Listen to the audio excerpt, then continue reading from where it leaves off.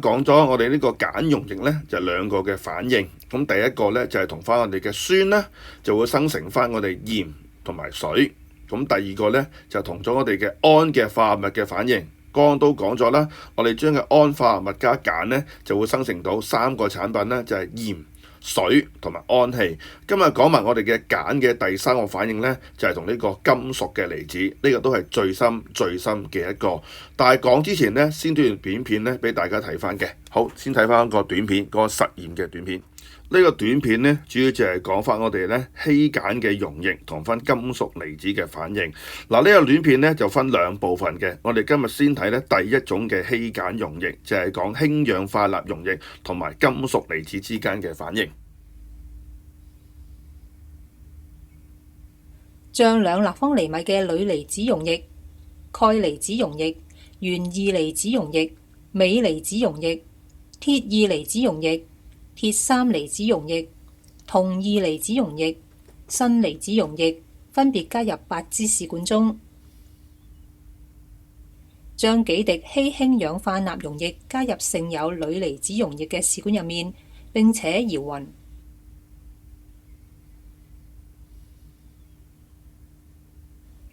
繼續加入稀氫氧化鈉溶液，直至再冇任何可觀察到嘅變化為止。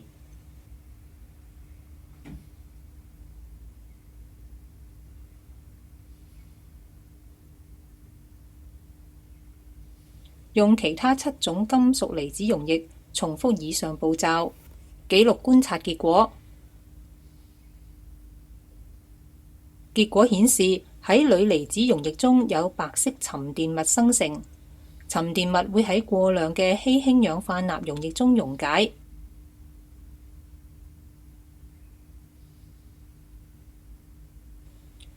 鈣離子溶液中有白色沉澱物生成，沉澱物不會喺過量嘅稀氫氧化鈉溶液中溶解。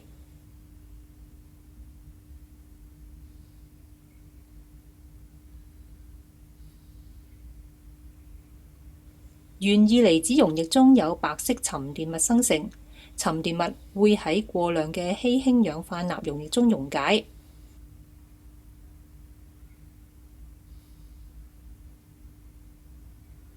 鎂離子溶液中有白色沉澱物生成，沉澱物不會喺過量嘅稀氫氧化鈉溶液中溶解。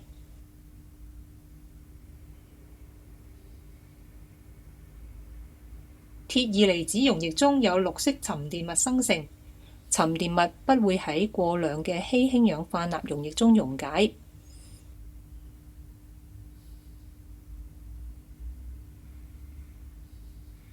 鐵三離子溶液中有紅棕色沉澱物生成，沉澱物不會喺過量嘅稀氫氧化鈉溶液中溶解。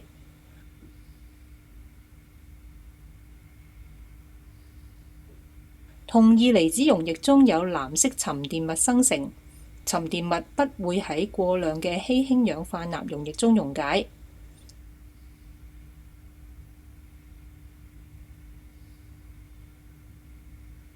砷離子溶液中有白色沉澱物生成，沉澱物會喺過量嘅稀氫氧化鈉溶液中溶解。好啦，實驗嘅短片呢，我哋就睇完啦。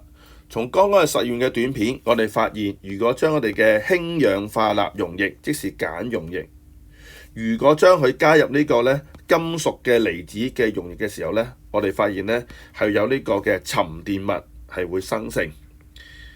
唔同嘅金屬離子溶液，我哋發現呢係出現到唔同顏色嘅沉澱物，而另外仲有某啲嘅沉澱物呢就會溶解翻落過量嘅氫氧化鈉溶液。咁我而家首先將翻實驗嘅結果呢俾同學抄寫翻喺筆記嘅第13版，然後再解釋翻點解會有咁嘅情況出現。好啦，同學記得筆記嘅第13版。好啦，今日先填寫翻呢就係我哋嘅其中一種嘅鹼溶液，就係氫氧化鈉溶液。同埋呢個金屬離子之間嘅反應所造成嘅沉澱物係咩顏色？其實生成嘅沉澱物嘅顏色呢，就會同有啲咩嘅金屬離子呢係會有一個關係嘅。好，先睇翻呢7個嘅金屬離子。如果同學記得嘅話呢，呢7種金屬離子呢，只係得3種會有顏色嘅啫。咁第一個呢，就係鐵二。鐵二呢就係綠色嘅。第二個呢就係鐵三，鐵三呢就係黃色嘅。第三個就係銅二，銅二呢就係藍色嘅。所以啦，如果將我哋嘅氫氧化鈉溶液加落去呢個鐵二離子嘅時候呢，所造成個沉澱物係綠色嘅。點解啊？因為鐵二離子係綠色。好啦，到第二個啦。如果將氫氧化鈉溶液加落去呢個鐵三離子溶液，個沉澱物係咩色？應該係啡色。點解係啡色？因為鐵三離子呢係黃色。如果黃色大家黐埋一齊嘅時候呢，撈得濃撈得深嘅話呢，係變做啡色或者叫做棕色啦。我寫翻棕色好啲，應該棕色嘅。好啦，而另外仲有一個有顏色嘅離子呢，就係銅二離子。我哋同樣地發現，如果將我哋嘅氫氧化鈉溶液加落去銅二離子溶液呢，個沉澱物變咗咩色？係變咗做藍色。咁點解變做藍色啊？正如頭先所講，因為銅二離子本身係藍色，所以換句話，加完氫氧化鈉溶液之後呢，個沉澱物都係藍色。所以換句話啦，其實我哋嘅沉澱物個顏色同啲咩有關呢？係同翻本身金屬離子嘅顏色呢係有一個關係嘅。至於其他離子啦，鎂離子、鋁離子、砷離子同埋呢個鉛二離子本身就係冇顏色。咁所以換句話啦，如果加呢個氫氧化鈉溶液之後呢，出嚟沉澱物變咗做咩色呢？係變咗做白色。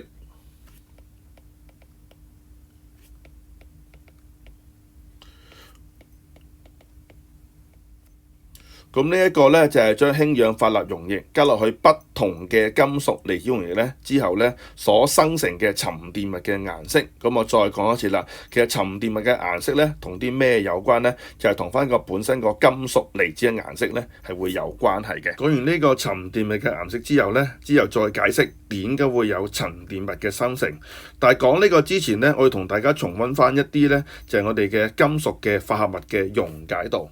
咁第一個呢，就係金屬嘅氫氧化物，咁呢個成日都講過噶啦。其實金屬嘅氫氧化物呢，大部分都係不溶於水，除咗三個，邊三個啊？咁第一個呢，就係氫氧化鈉，第二個呢，就係氫氧化鎘，而第三個呢，就係氫氧化鈣。而氫氧化其實正式嚟講呢，只係呢微溶於水。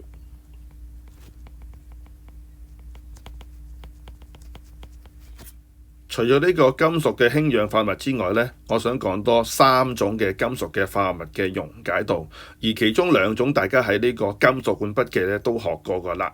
而家呢張投影片呢，就係金屬本筆記綠色嗰本嘅第19版同學所寫嘅。好啦，第二個想溫呢，就係金屬嘅氯化物，黑色嗰啲文字啦。希望同學記翻，我哋金屬嘅氯化物一般都係溶喺水。除咗邊兩個唔溶啊？就係氯化鉛二同埋氯化銀，黑色嗰啲字。好啦，第三個想溫嘅呢，就係金屬嘅硫酸鹽，紅色嗰啲字。同樣地，你發覺金屬硫酸鹽呢，大部分都係溶喺水，得三個唔溶。邊三個唔溶啊？就係硫酸鈣、硫酸鉛二同埋硫酸鋇。而仲有最後一個想同大家講翻嘅呢，就係金屬嘅硝酸鹽。咁呢個我遲下先抄俾大家啦。金屬硝酸鹽，希望大家記住，所有嘅金屬硝酸鹽呢都係溶喺水。好啦，講完四種金屬嘅化合物嘅溶解度之後呢，跟住用啲例子證明翻點解或者解釋翻啦。我哋呢個嘅金屬嘅離子溶液加入呢個鹼溶液會有沉澱物出嚟。好，第一個先睇翻呢，就係硫酸鎂再加氫氧化鈉。硫酸鎂加落氫氧化鈉溶液，我哋知道咧，硫酸鎂裏邊本身咧係有鎂二離子，同埋有硫酸根離子。但係頭先都講過啦，我哋嘅金屬硫酸鹽，除咗硫酸鈣、硫酸鉛二同埋硫酸鋇之外咧，其他會係溶喺水嘅。所以換句話啦，將硫酸鎂咧加落水嘅時候咧，佢就會溶解拆散咗做咧鎂離子同埋呢個硫酸根離子。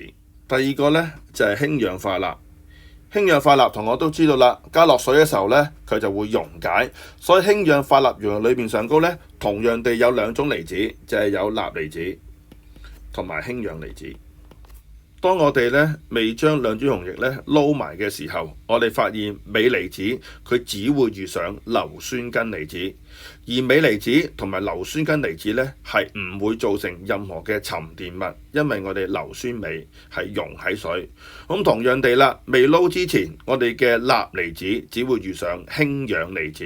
咁同樣地啦，氫氧離子同鈉離子呢都唔會有任何嘅沉澱物生成，因為氫氧化鈉呢會係溶喺水。但係如果將兩個溶液呢，大家撈埋一齊嘅時候，咁我哋發現呢就會多咗兩對正負離子嘅組合。第一對呢就係鈉離子，同埋呢一個叫做咧硫酸根離子。咁但係之前都講過啦，由於我哋嘅硫酸鈉會係溶喺水嘅，咁所以換句話咧，就算鈉離子遇上呢個硫酸根離子咧，都唔會有一個沉澱物嘅生成。但係啦，相反地，第二對組合就係呢個鎂離子，再加呢個嘅氫氧離子。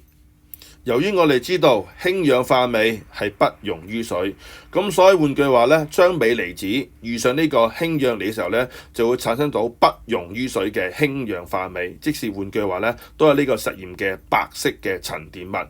咁所以換句話啦，我哋將硫酸鎂再加落氫氧化鈉，有啲咩可見嘅變化，就會產生白色嘅沉澱物。點解會有白色嘅沉澱物啦？就係因為有呢個氫氧化鎂嘅生成。好啦，之後寫翻呢個反應嘅方程式。其實呢個反應嘅方程式呢，其實最主要係將翻呢兩件嘅化學品呢，就將兩個金屬係將佢調位嘅啫。硫酸鎂如果加入氫氧化鈉，頭先講過啦，會有兩個生成物。第一個呢，就係氫氧化鎂，即係黑色個箭嘴。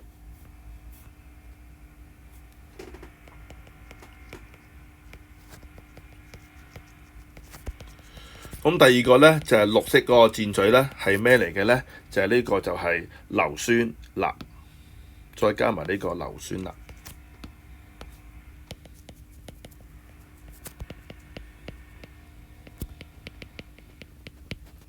亦都係由於呢個反應所生成嘅氫氧化鎂呢，係不溶於水，所以反應呢就產生一啲白色嘅沉澱物。而呢個白色嘅沉澱物呢，亦都係呢個反應嘅可見嘅變化。跟住寫翻個化學方程式，硫酸鎂再加氫氧化鈉，第一個生成物就係氫氧化鎂，化學式寫得快少少啦，就係 MgOH2，然後再加翻呢一個叫做咧硫酸鈉，化學式就係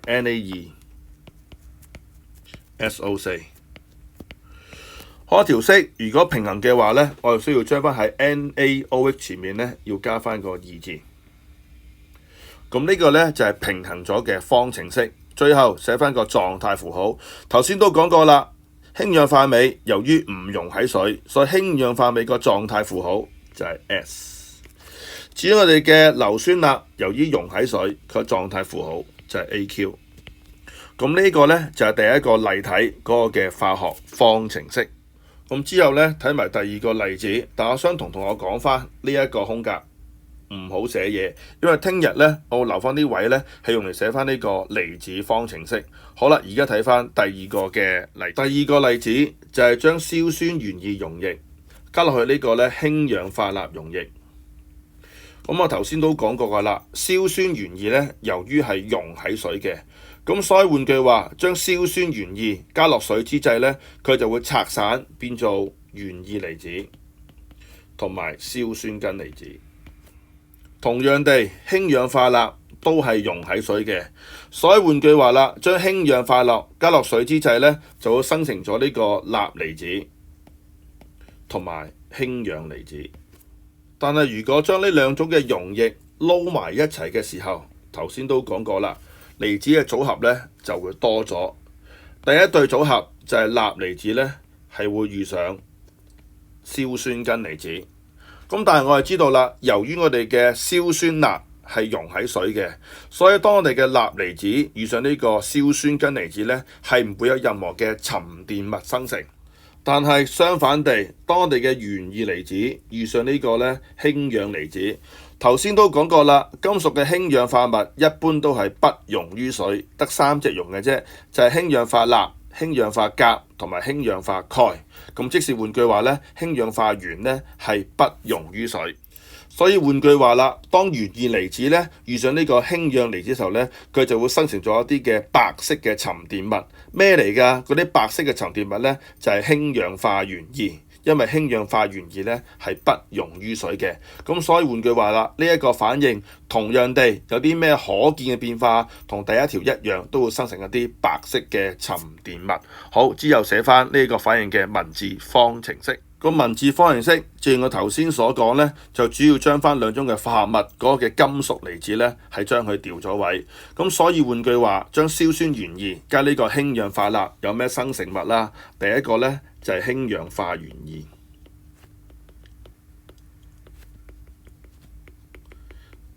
咁呢個頭先都講過啦，係不溶於水，係一個白色嘅沉澱物。咁第二個再有咩生成呢？就係呢個硝酸鈉。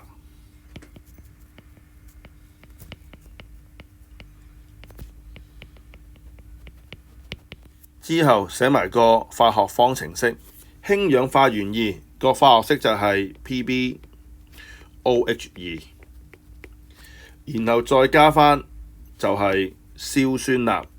硝酸鈉嘅化學式就係 NaNO3。好啦，之後咧平衡翻呢個方程，我哋需要兩個位咧加翻個二字。咁第一個咧就係喺氫氧化鈉，第二個咧就係硝酸鈉。最後寫埋啲狀態符號，氫氧化原二不溶於水，狀態就係 S； 硝酸鈉溶喺水，狀態就係 AQ。咁呢個呢，就係第二個例子嘅化學方程式。所以啦，點解我哋嘅氫氧化鈉溶液，即是鹼溶液加落去一個金屬離子溶液，會有一個沉澱物出嚟，因為過程上高呢，係會有一個金屬嘅氫氧化物就會生成咗嘅。而另外咁多隻嘅金屬嘅氫氧化物當中呢，如果同學記得嘅話呢，影片講過有3隻呢就溶喺過量嘅氫氧化鈉。邊3隻啊？第一隻呢，就係氫氧化鋁。咁第二隻呢，就係氫氧化砷，第三隻呢，就係氫氧化原二。咁其他嘅氫氧化物呢，都係不溶於呢個呢過量嘅氫氧化鈉。而呢個表呢，或者呢就係溶解度呢，同學可能覺得非常之難記。咁我教大家一個呢，記呢個溶解度或者呢個表個口訣。記嘅時候記3個英文字母，記邊3個呢？就係 A、P 同埋2Z。A 呢係代表鋁，係 Al；P 呢係代表鉛 ，Pb；2Z 呢係代表砷 ，2Zn。跟住呢，再睇翻呢個表啦，我哋再睇翻有啲咩金屬嘅氫氧化物會溶喺過氧嘅氫氧化鈉啊。咁第一個呢，就係氫氧化鋁，咁第二個呢，就係氫氧化原二，第三個呢，就係氫氧化砷，即是換句話呢，就係呢3隻。所以換句話，只要我哋記翻 A、P、2Z 呢3個英文字母嘅口訣呢，我哋就會記到究竟有啲乜嘢嘅金屬氫氧化物會溶喺過量嘅氫氧化鈉。咁我再講一次，係邊3隻啊？就係 A、P、2Z 氫氧化鋁、氫氧化原二同埋氫氧化砷。好啦，今日嘅課堂呢，做一個總結。其實今日嘅課堂呢，就係講咗其中一種嘅鹼溶液氫氧化鈉溶液同翻金屬離子溶液嘅反應。喺反應上高，頭先都講過啦，係會產生咗啲沉澱物。啲沉澱物係啲咩嚟嘅呢？就係金屬嘅氫氧化物。而眾多嘅金屬氫氧化物當中呢，咁我再講多次，有3隻金屬嘅氫氧化物會溶喺過量嘅氫氧化鈉。邊3隻呢？就係氫氧化鋁、氫氧化原二同埋氫氧化砷。